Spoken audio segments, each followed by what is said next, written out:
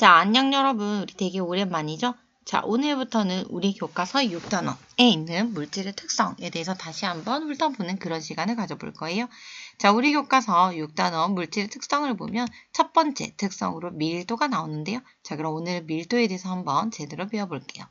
자, 먼저 밀도의 개념을 좀 알아야 되는데요. 자, 밀도는 어떤 물질의 질량을 부피로 나눈 값이다 라고 해서 밀도는 말 그대로 밀집한 정도를 의미하는 거예요. 자, 예를 들어서 이렇게 입자가 분포된 물질이 있고 또 어떤 물질은 이렇게 입자가 분포된 물질이 있다라고 할게요. 자, 그럼 우리가 딱 눈으로 봤을 때 누가 더 훨씬 밀집해 있나요? 그렇죠. 얘가 더 밀집해 있죠. 그러면 이 경우가 더 밀도가 큰 거예요. 근데 우리가 지금은 4개라서 이렇게 구별하기가 쉽지만 굉장히 많은 경우, 뭐 굉장히 넓게 분포한 경우 이런 경우는 또 구별하기가 어려울 수 있거든요. 그래서 기준을 정해서 어떤 특별한 딱 똑같이 생긴 이런 같은 공간 속에 얼마나 입자가 많이 밀집해 있는지 이걸 한번 따져보자라고 하는 게 밀도예요. 그래서 정해진 부피 안에, 그래서 부피로 나누는 거죠.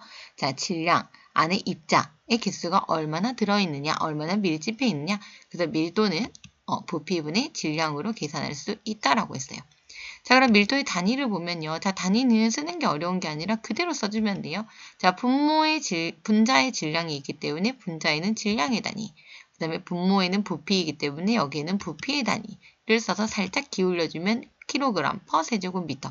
얘는 밀도의 단위로 쓸 수가 있어요. 자, 한 번 더 연습해보면 질량의 단위는 kg 말고도 g을 쓸 수 있죠. 또 밀도의 단위도 세제곱미터 말고도 뭐 세제곱센티미터, 리터, 밀리리터 등이 있잖아요. 자, 이번에는 밀리리터 한번 써볼게요. 그러면 얘를 살짝 기울여서 그램 퍼 밀리리터. 얘가 밀도의 단위가 되는 거예요. 밀도의 단위는 이쪽이 질량의 단위, 그 다음에 이쪽이 부피의 단위만 있으면 밀도의 단위를 충족시킬 수 있습니다.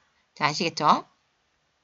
자, 그럼 이 밀도는 왜 물질의 특성이 되느냐면, 자, 우리가 어떤 물질이 1kg이 있을 때 이 1kg이 내는 누구일까라고 하면 맞출 수가 없어요. 왜냐면 물만 1kg 담을 수도 있고요. 모래도 1kg 담을 수 있어요. 그렇기 때문에 어떤 물질이 1kg이다라고 하면 얘를 까보지 않는 이상은 얘가 누구인지 알 수가 없거든요.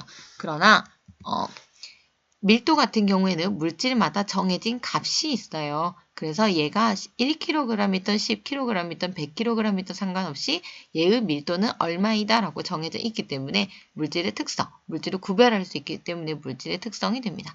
자, 예를 들어서 어떤 A라는 물질이 질량 10g일 때 부피가 10ml라고 할게요.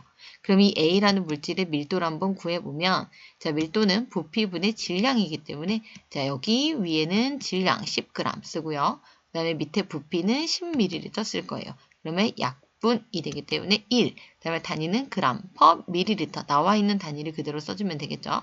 자, 이렇게 밀도를 구할 수 있어요. 자, 그러면 이 A의 밀도는 1g 퍼 밀리리터라고 정해져 있기 때문에 얘가 만약에 5g이 있다라고 한다면 얘의 부피는 얼마일까요? 그렇죠. 5ml가 될 거예요. 왜냐면 얘의 밀도는 1이기 때문에 이렇게 됐을 때가 1g per ml가 나오기 때문이에요. 자, 이해가시나요?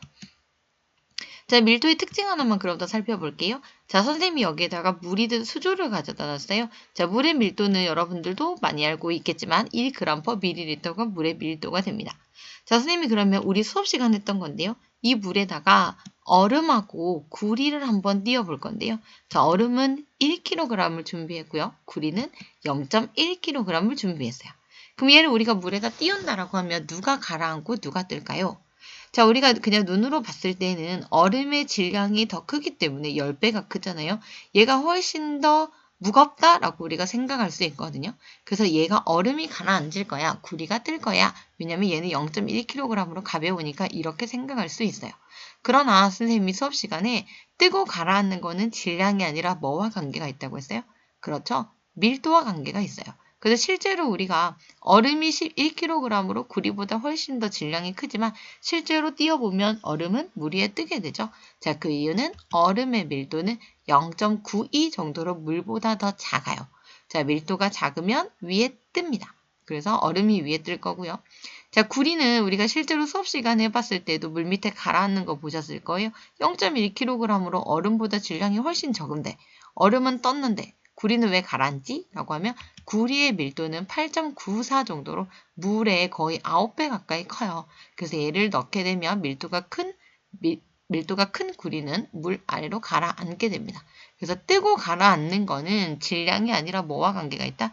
그렇죠. 밀도와 관계가 있다라는 거를 기억해 주시면 될 것 같아요. 자, 밀도의 개념은 크게 어렵지는 않아요. 어떤 단위 부피 속에 들어가 있는 질량이 얼마나 있는지, 말 그대로 얼마나 밀집해 있는지 이거에 초점을 좀 맞추시면 되고요.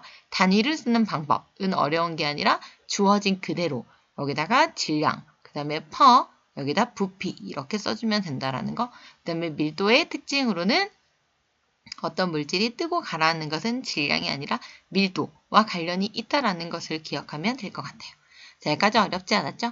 자, 그러면 다음 시간에는 우리 용해도로 한번 만나보도록 할게요.